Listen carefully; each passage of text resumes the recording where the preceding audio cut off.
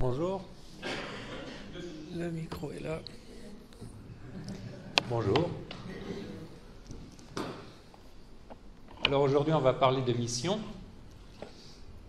Et je voulais partager quelques versets et quelques pensées sur qu'est-ce que c'est la mission, ou quand on parle de mission, de quoi on parle. Et d'abord quelques versets très connus, parmi les versets qu'on cite tout le temps quand on parle de la mission. C'est bien sûr Matthieu chapitre 28, les dernières paroles de Jésus qui sont rapportées dans l'évangile de Matthieu. Matthieu 28, 18, Jésus s'étant approché leur parla ainsi: tout pouvoir m'a été donné dans le ciel et sur la terre. Allez, faites de toutes les nations des disciples, les baptisant au nom du Père, du Fils et du Saint-Esprit, et enseignez-leur à observer tout ce que je vous ai prescrit, et voici, je suis avec vous tous les jours jusqu'à la fin du monde. C'est ce passage, ce commandement de Jésus qu'on appelle le grand mandat missionnaire. Faites de toutes les nations des disciples. Et un autre passage qui est bien connu, c'est dans Romains 10. Je vais lire au verset 9, dans Romains 10. Si tu confesses de ta bouche le Seigneur Jésus, et si tu crois dans ton cœur que Dieu l'a ressuscité des morts, tu seras sauvé. Car c'est en croyant du cœur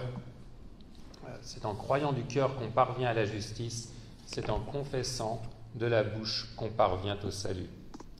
Selon ce que dit l'Écriture, quiconque croit en lui ne sera pas confus.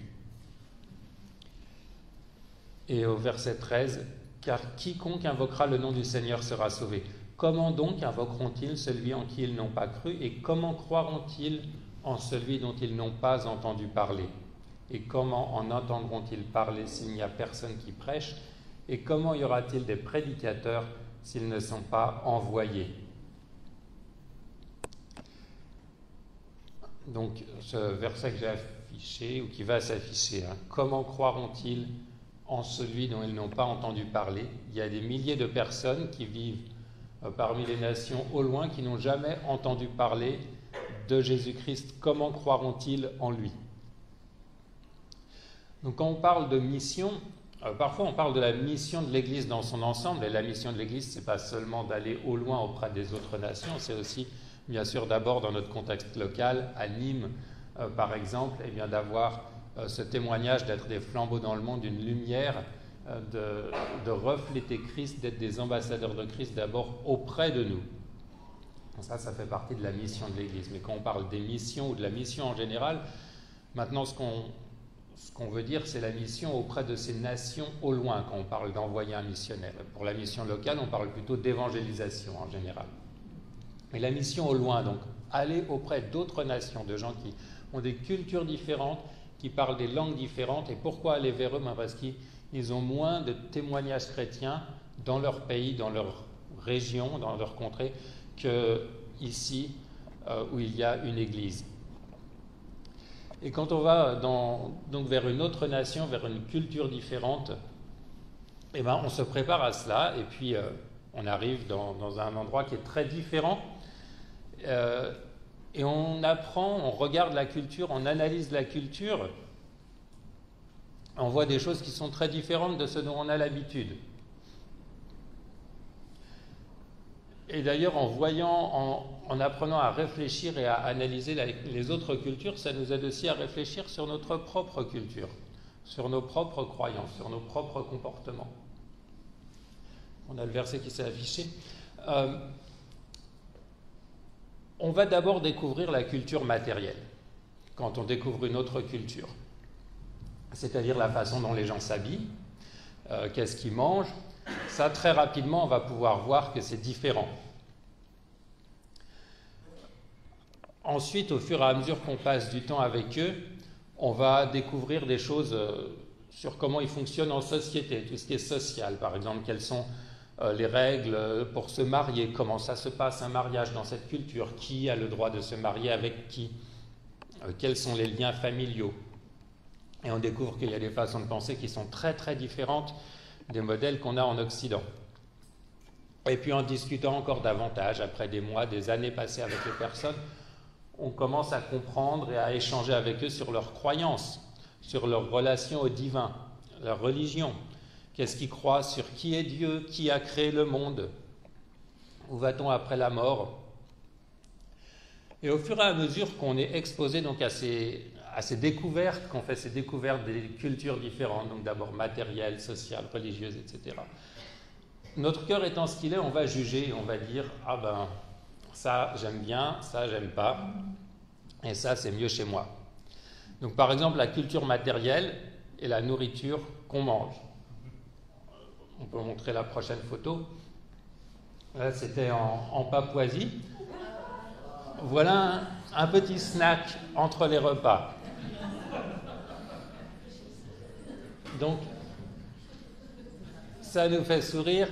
Il y a toutes sortes de choses qu'on va voir et on va dire non, non, non, ma culture, elle est supérieure. Ça, les gens qui se délectent et qui se lèchent les doigts après avoir mangé ça, c'est pas OK. Il y a même des cultures où ils mettent de la confiture dans les pâtes. Non, c'est pas OK. On va juger les autres de cette façon. Mais bien sûr, pour tout ce qui est matériel, on peut avoir nos préférences, etc. Mais on a cette habitude de juger les autres et de se dire ma culture, elle est supérieure. Là où on était, donc ça c'était en Papouasie, on était aussi dans une culture où au niveau social ça fonctionnait de façon très différente. Et les règles du mariage, pour faire simple, tout le monde ne pouvait pas se marier avec tout le monde. Hein, nous on a nos règles en Occident qui sont qu'on peut se marier avec tout le monde sauf la famille très proche. Maintenant littéralement tout le monde même. Mais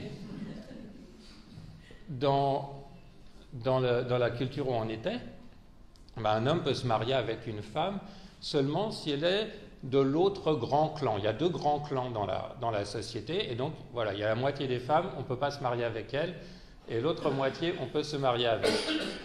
Et on se pose des questions, et notre réaction naturelle, c'est toujours de dire non, mais c'est mieux chez nous. Ça, c'est pas normal. On a cette tendance à juger les autres. Mais aussi, en réfléchissant aux cultures, on réalise que dans notre culture, il y a aussi des choses qui ne sont pas forcément idéales. Et quel va être notre critère pour juger les cultures en tant que chrétien, pour évaluer les cultures, que ce soit les autres cultures ou ma propre culture?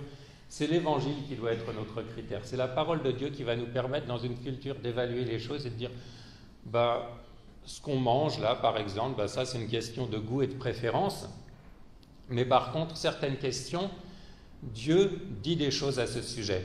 Et donc, il y a des choses qui doivent changer dans toutes les cultures pour se mettre en conformité à la parole de Dieu, pour les personnes dans ces cultures qui vont croire en Jésus-Christ. Par exemple, là où on était encore en Papouasie, la condition de la femme. Une culture qui opprime les femmes, on voit que ce n'est pas en accord avec l'Évangile, ou l'esclavage qui est encore pratiqué dans de nombreux pays. Il y a des choses où on ne peut pas dire oui, c'est juste une différence culturelle, parce que l'Évangile nous apprend que nous devons aimer notre prochain, et donc l'Évangile va transformer les vies des personnes par rapport à ces aspects-là. Et dans notre culture française, tout ça pour en venir à nous-mêmes, qu'est-ce que l'Évangile nous dit à propos de notre propre culture, de notre culture française ou occidentale? On a cette facilité à voir la paille dans l'œil du prochain et à ne pas voir la poutre dans notre propre œil. C'est très facile de voir tous les péchés des autres, très très facile.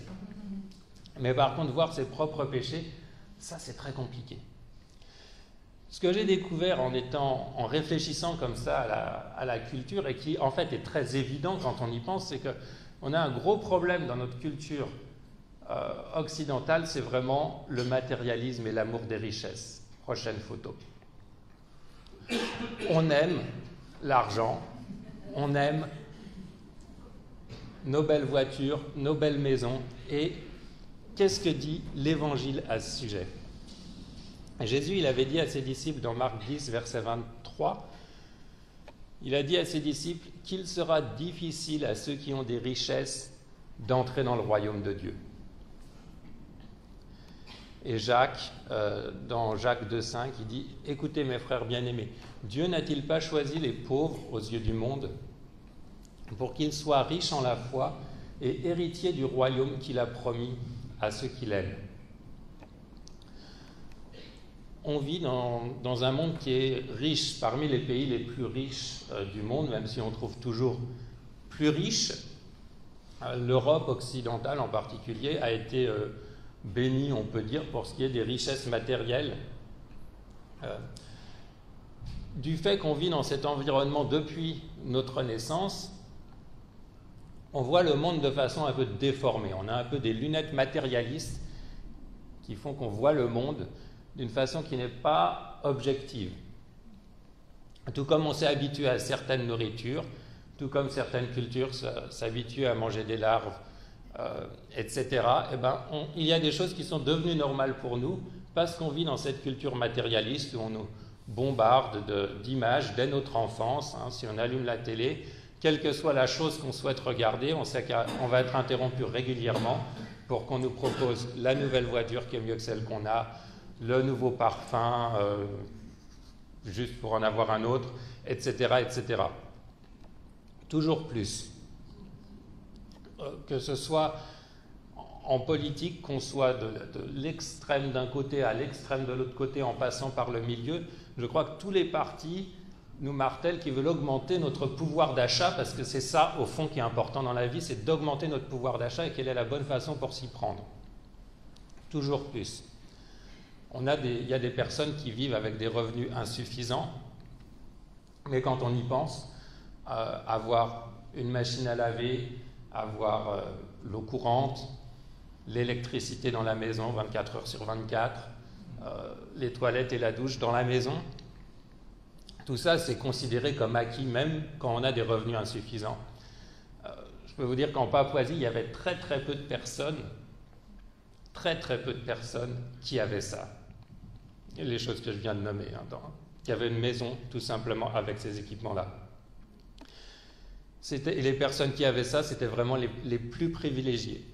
Mais dans notre culture, non, ça c'est considéré comme acquis, il faut plus, il faut toujours plus. On a une voiture, il faut une deuxième voiture, ou il faut une voiture plus moderne, plus récente, plus brillante, etc.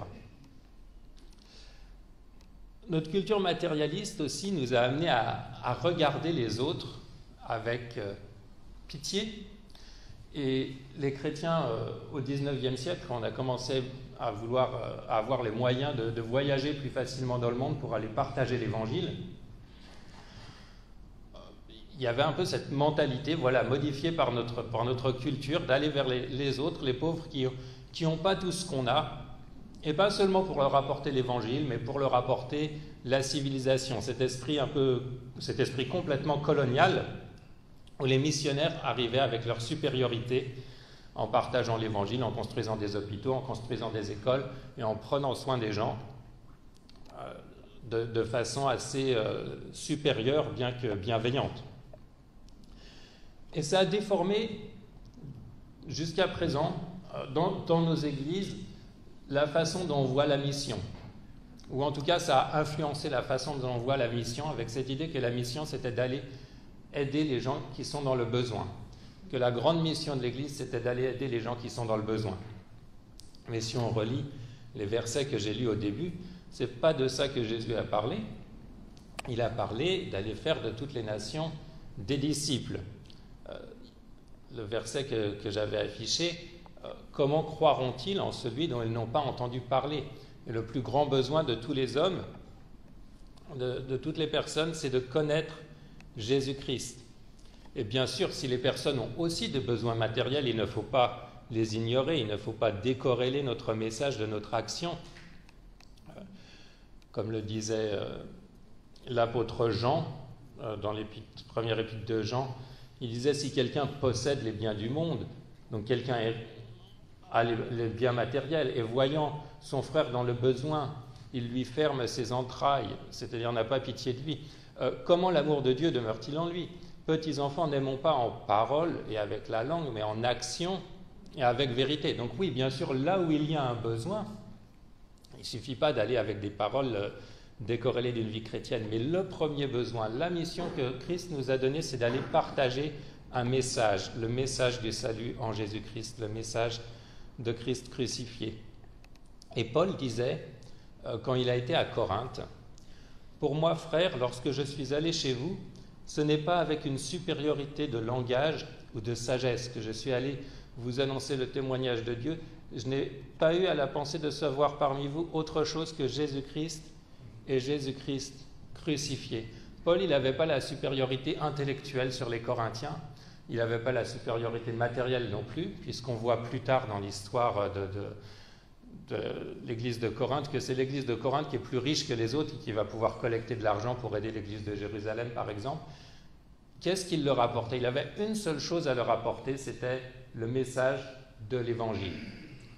Aujourd'hui, on voit parfois des personnes complexées de dire, mais j'avais cette discussion par exemple avec une personne qui pensait aller au Japon comme missionnaire, de dire, mais qu'est-ce qu'on a à leur apporter? Parce que les Japonais, ils sont plus riches que nous, ils ont tout, ils ont moins de criminalité. Oui, mais il y a un besoin, c'est qu'au Japon, il y a tellement peu de chrétiens et tellement de personnes qui n'ont jamais entendu l'Évangile.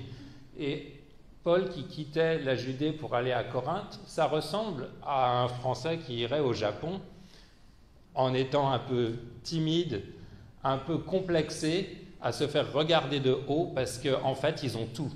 Ils ont tout ce qu'il faut, mais ils ont au niveau matériel, mais ils n'ont pas le plus important. Ils ne connaissent pas Jésus-Christ. Et malheureusement, notre contexte fait qu'on a tendance à oublier quels sont les besoins les plus importants. Récemment, j'étais à une réunion en République tchèque et quelqu'un qui faisait des missions en Ukraine est venu nous parler des grands besoins des Ukrainiens actuellement qui vivent beaucoup de traumatismes. Et on était tous touchés par les témoignages qu'on entendait et de voir, mais oui, il y a tellement de besoins en Ukraine, il faut envoyer des personnes qui vont pouvoir soutenir les Ukrainiens. Et forcément, on est aussi bombardé d'images sur l'Ukraine à la télé, et donc on est très sensibilisé à cette cause. Mais une des personnes présentes a fait une remarque très profonde et vraie, c'est qu'il a dit, oui, on est très touché par ce qui se passe en Ukraine, et c'est très bien, il faut bien sûr aider les Ukrainiens. Mais n'oublions pas que l'Ukraine, c'est un des pays où il y a le plus d'églises en Europe. C'est un pays où l'évangile est beaucoup annoncé. Et qu'on était en République tchèque, donc il dit, voilà, on est en République tchèque, on peut mettre la prochaine image. La République tchèque, c'est un des pays les plus sombres du monde spirituellement. Ça, c'est une carte de l'athéisme dans le monde. Et le pays le plus foncé là, c'est la République tchèque. Et il dit, voilà, chaque année en République tchèque, il y a 100 000 personnes qui meurent de vieillesse, c'est la démographie normale, ou de maladie, qui meurent de cause normale et qui passent dans l'éternité et qui n'ont jamais entendu, pour la plupart, n'ont jamais entendu l'évangile de Jésus-Christ. Et personne n'en parle et personne ne s'en met en peine parce que tout va bien matériellement, c'est un pays développé, ils n'ont pas de besoins qui nous touchent parce qu'on est influencé par cette façon de penser, de voir les personnes qui souffrent matériellement, c'est eux qui ont des besoins. Mais non, ceux qui ne connaissent pas Jésus-Christ, ils ont un grand besoin. On a vu encore récemment, il y a quelques semaines, à Mayotte, la générosité des églises de France pour aller soutenir les chrétiens de Mayotte suite au cyclone. Et c'est super et c'est très bien qu'il y ait cette générosité. Mais ce qu'on a constaté dans la mission, c'est que tous les appels qu'on fait pour aller évangéliser Mayotte et parler des besoins spirituels de Mayotte depuis longtemps, et je vous en ai déjà parlé, on a peu d'écho. On a peu d'écho. Et devant une catastrophe matérielle, tout de suite, on répond et les gens sont prêts à donner et font des collectes spéciales dans les églises, des grosses collectes avec des gros montants, et tout de suite ils donnent. Comment ça se fait? Quel est le besoin le plus important à Mayotte? La population mahoraise, il y a 0 église mahoraise à Mayotte. Il y a quelques églises évangéliques, c'est des gens de la Réunion, de la métropole, des Malgaches, des Africains du continent, etc. Et dans ces églises, on trouve une poignée de Mahorais convertis. peut-être pas 20, sur une population de 300 000. Et aucune église vraiment mahoraise, où ce serait un pasteur mahorais avec des... Non, ça n'existe pas, il n'y a pas de pasteur mahorais. Mais ce besoin-là, eh bien, il y a peu d'intérêt pour ce besoin. Il ne faut pas qu'on oublie que la mission que Christ nous a donnée, c'est avant tout d'aller vers ces personnes qui ne le connaissent pas et de leur partager l'Évangile. Voilà, donc je voulais faire ce rappel sur la priorité et qu'est-ce que c'est que la mission que Jésus-Christ nous a donnée. Allez, faites de toutes les nations des disciples, les baptisant au nom du Père, du Fils et du Saint-Esprit. Enseignez-leur à observer tout ce que je vous ai prescrit. Et cette promesse qu'il nous a faite, voici. Et donc pour cette mission, il est avec nous tous les jours jusqu'à la fin du monde. Amen.